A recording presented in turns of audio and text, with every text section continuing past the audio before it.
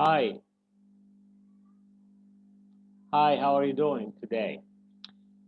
Today, I would like to discuss with you something related to grammar, which is one type of sentences called um, compound complex sentences. Compound complex sentences. So, without further ado, let's share the PowerPoint. All right.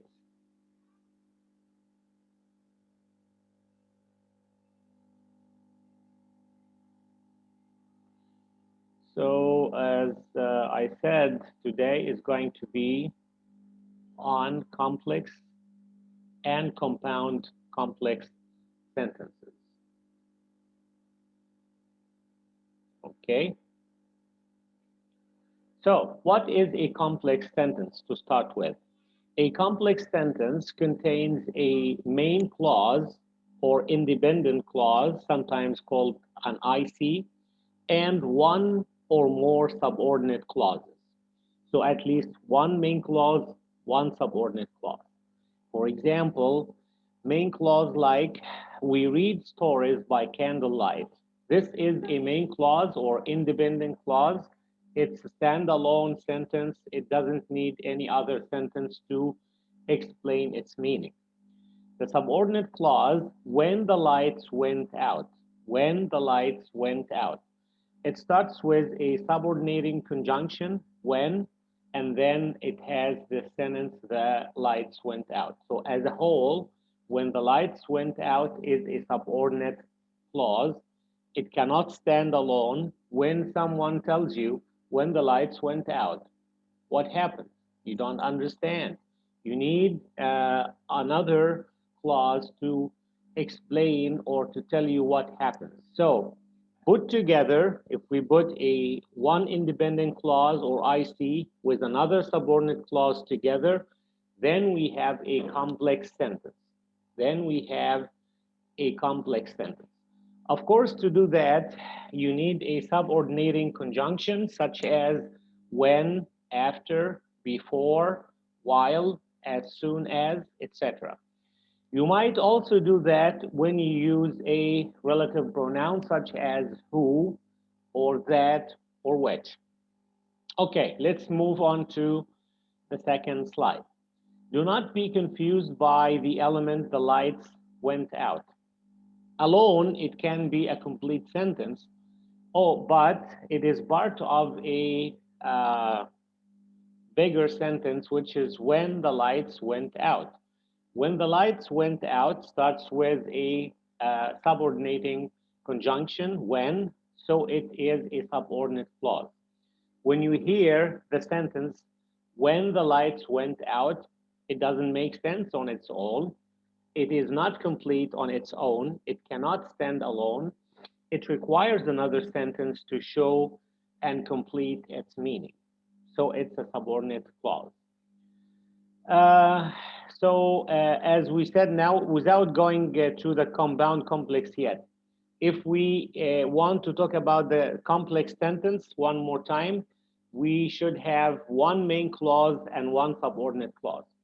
I'll give you some other examples. While I was driving, my friend phoned.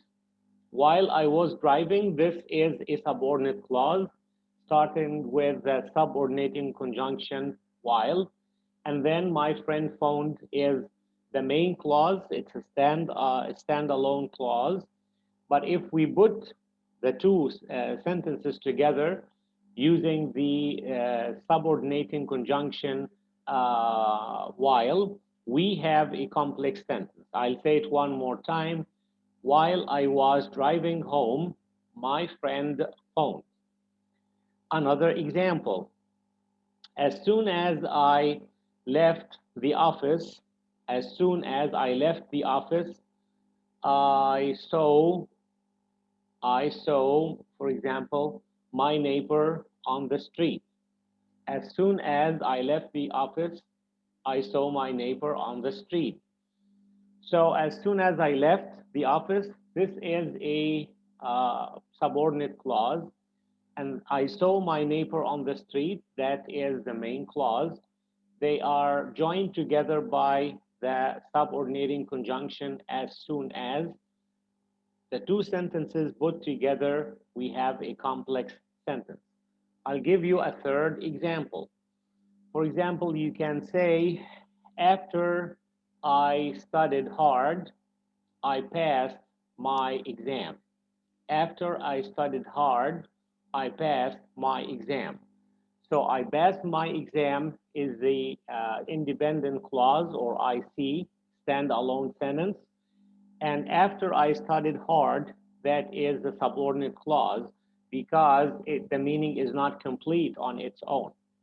Okay? It is joined, the two sentences are joined together by the subordinating conjunction after.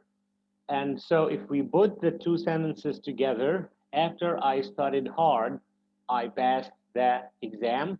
This is the two put together is a complex sentence. I think now we have a pretty much a good idea about the complex sentence. How about the compound complex sentences?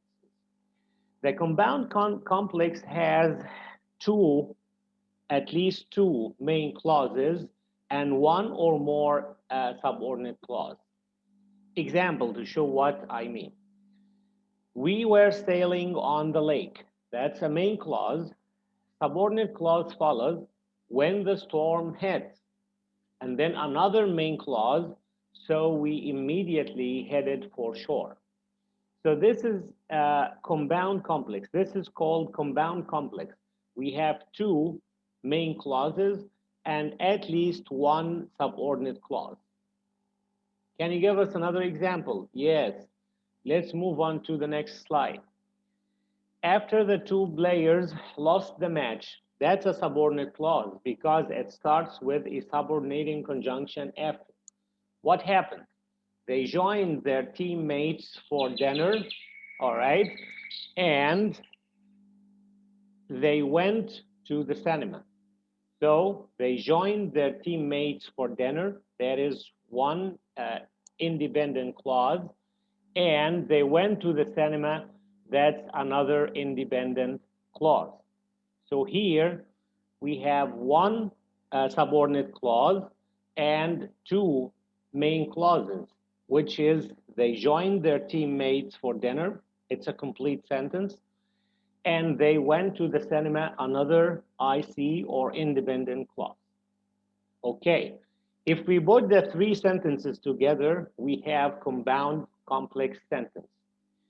At least we have two independent clauses or ICs and one or more subordinate clause. I give you another example to show the compound complex sentence.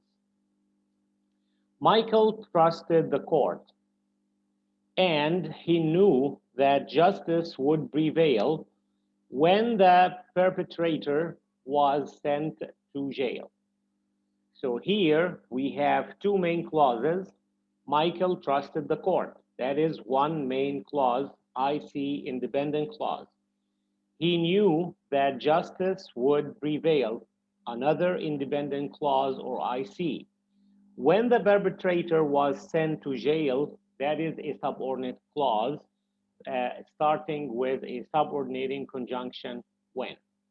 How many sentences do we have here? We have two independent clauses, ICs, and one dependent or subordinate clause starting with when. We put the three sentences together, we have compound complex sentence. So I think now it's pretty much clear the difference between the complex sentence, which has only one main clause and one subordinate clause, or we have compound complex sentences that have two main clauses and at least one subordinate clause. Okay? Have a look at the slides one more time, and